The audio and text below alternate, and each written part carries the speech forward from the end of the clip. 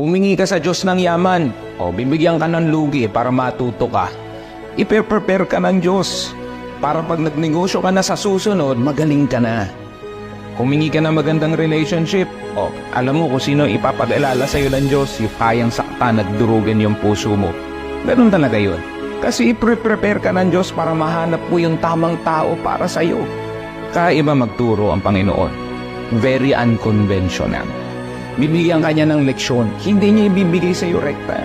Kasi gusto niyang matuto ka muna.